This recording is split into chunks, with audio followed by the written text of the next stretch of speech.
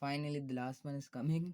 So question number 9 में आपको कह रहा है कि 10 ml of standard hard water है जो कंटेन करता है 1 ग्राम ऑफ कैल्शियम कार्बोनेट पर लीटर में।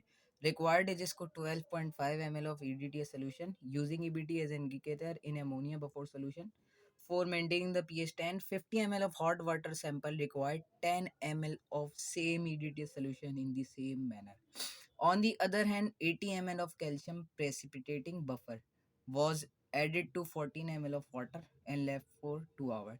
इसमें ये कह रहा है कि 18 ml of calcium precipitating buffer was edit किया था 400 ml ऑफ वाटर और लेफ्ट कर दिया 2 आवर्स के लिए। आफ्टर फिल्ट्रेशन मतलब ये हुआ कैल्शियम प्रेसिपिटेटिंग आउट कर लिया था। After filtration 60 ml of filtrate required 3 ml of 3 ml of EDTA solution under similar condition. Calculate hardness, magnesium hardness, carbonate total hardness, magnesium hardness and calcium hardness of water. Assume all calcium ions were precipitated. मतलब यहाँ पे boiling नहीं करी, बस precipitate out कर लिया 18 ml से 14 ml of water में से। सही। तो यहाँ पे आपको जो डेटा में दिया गया है 10 ml स्टैंडर्ड हार्ड वाटर दिया हुआ है जो कंटेन कर रहा था 1 gram of calcium carbonate required जिसको था 12.5 ml ऑफ EDTA सोल्यूशन। फिर 15 ml of hard water required था, ये बिफोर फिल्ट्रेशन की बात हो रही है। 10 ml EDTA solution. Calcium precipitating buffer जो हमने लिया था वो प्रेसिपिटेट आउट किया था वो 18 ml किया था। वॉल्यूम कितना वाटर का था वो 14 ml था जो इसके बाद जो बच रहा था।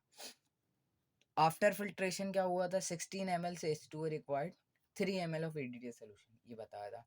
सो 100 ml H2O कंटेन्स कर रहा है यहाँ पे जो दिया हुआ है 100 ml H2O कंटेन्स कर रहा है 1 ग्राम कैल्शियम कार्बोनेट 1000 ml पर लीटर पे क्योंकि बात करी थी इसलिए लिखा था, यहाँ पे दिया हुआ था 1 ग्राम्स पर लीटर। तो 1 पर लीटर होता है 1000 ml, तो 1000 ml वाटर कंटेन करना है 1 ग्राम कैल्शियम कार्बोनेट।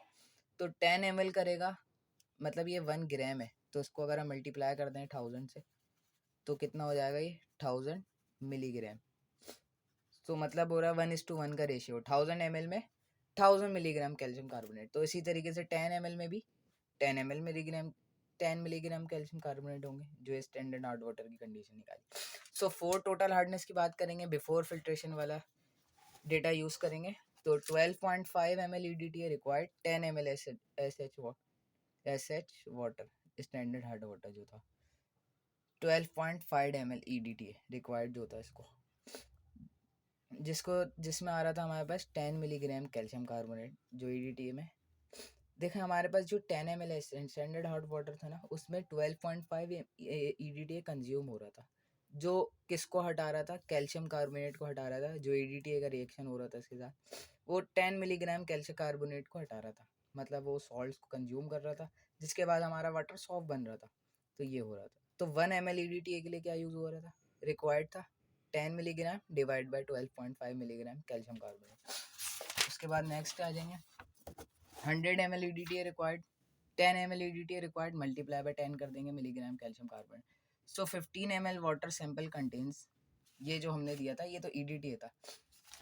यहाँ पे जो हमारे पास वाटर सैंपल जो था वो 15 ml हार्ड वाटर था जिसको 10 ml EDTA सोल्यूशन रिक्वायर्ड था। तो 15 ml वाटर सैंपल कंटेन्स इतनी इम्प्योरिटीज कंटेन कर रहा था जो हमने निकाली थी जो 10 ml में थी। तो हम पर लीटर के लिए जाएंगे तो डिवाइड 1000 ml वाटर बनाएंगे तो 15 या डिवाइड में चले जाएगा जब 1 ml की बात होगी फिर 1000 की आएगी तो मल्टीप्लाई बाय 1000 करनी है। यहाँ हमारे पास जो आंसर आएगा वो 160 ppm आएगा पार्ट्स पर मिलियन और मिलीग्राम पर लीटर में। ये हमारे पास टोटल हार्डनेस आ गई। फॉर मैग्नीशियम हार्डनेस के लिए क्या करेंगे आफ्टर फिल्ट्रेशन वाला डेटा यूज़ करेंगे क्योंकि कैल्शियम सब के सब प्रेसिपिटेट आउट हो गए थे यहाँ पे क्योंकि हमने अज्यूम कर लिया था all calcium ions are precipitated.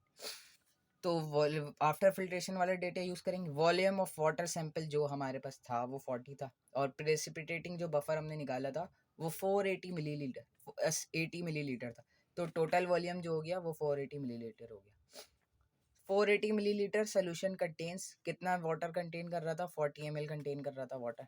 After filtration क्या हुआ था 16 ml कंटेन्स कर रहा था। ये हमारे पास जो डेटा वे गिवन दिया था ये दिया था after filtration 60 ml of filtrated required 3 ml of same EDTA solution under similar condition.